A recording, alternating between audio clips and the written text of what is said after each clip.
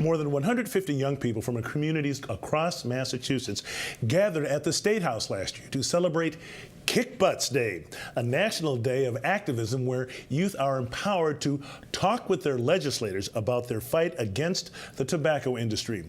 They are part of the 84 movement, a statewide youth tobacco prevention program that is once again gearing up for another similar day of activism.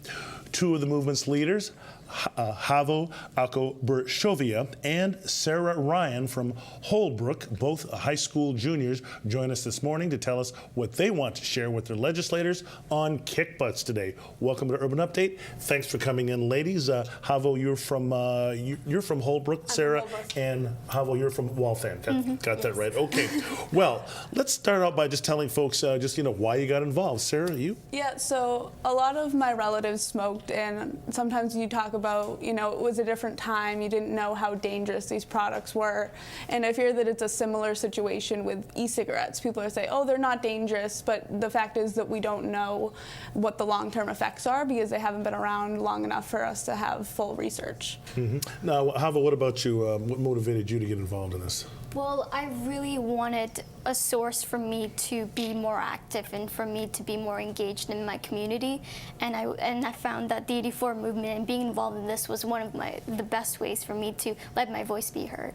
Okay, Sarah, talk to us a little bit about Kick Butts Day and I guess why you feel that's so important and what happens at the State House. I think Kick Butts Day is really important because it's this very unique opportunity for young people to speak with their legislators. These aren't people you're going to see every day.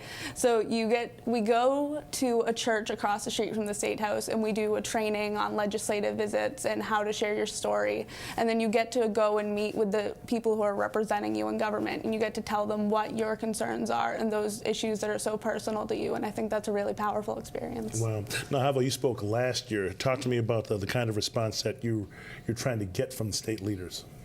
Well, it was very surreal and amazing to be able to speak to these leaders who have a lot of influence on our lives, and I felt very empowered sharing my stories and sharing what the 84 movement was. Now, Sarah, talk to me a little bit more about the use of nicotine, cigarettes, e-cigarettes among young people today. What are you seeing, and what message are you trying to get across? Yeah, so a popular product among young people is e-cigarettes, and those almost always contain nicotine, even if the labeling says that it doesn't. And nicotine can interfere with your brain development and increase your susceptibility to addiction. So it's just really important to prevent the use of these products because the long-term effects could be really drastic. And Havo, what do you see in your hometown of Waltham?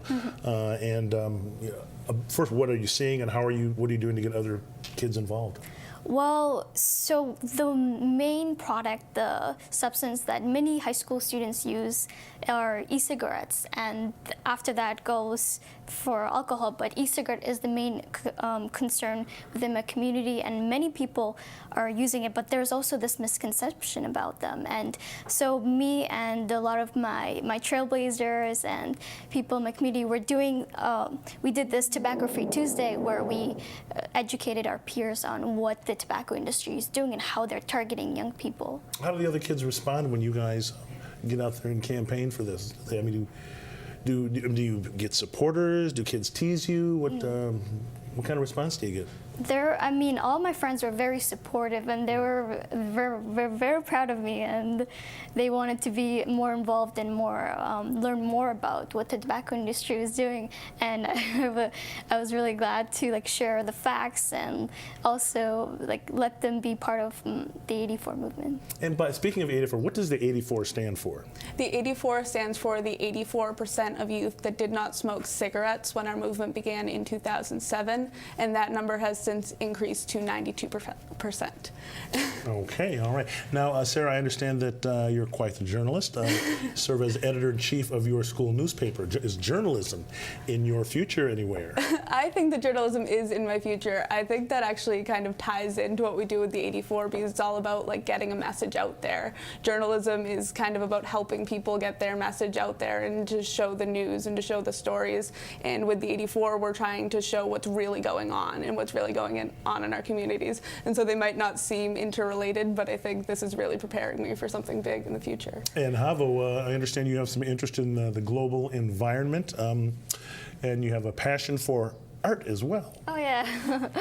I've been very busy lately, and I love art expression, and I just love, and I find that this is also another way to be an advocate and to show your individual and to share a message across. And Sarah, just to wrap things up, I know you were out there recently with all the students protesting on the Common in the March for Our Lives.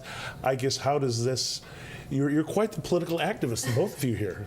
Yeah, I think the message I always try to share, the message of the 84 movement, is that like your voice is so powerful, like your individual voice is so important, and especially when it's in this greater group of people. We're going to be 200 youth marching on Boston Common to say that we're tired of being big tobacco's targets. Like, that is a powerful message. And I'll give you the last word, Havo. I guess, what would you like to leave viewers with? What thought would you like to leave viewers with today?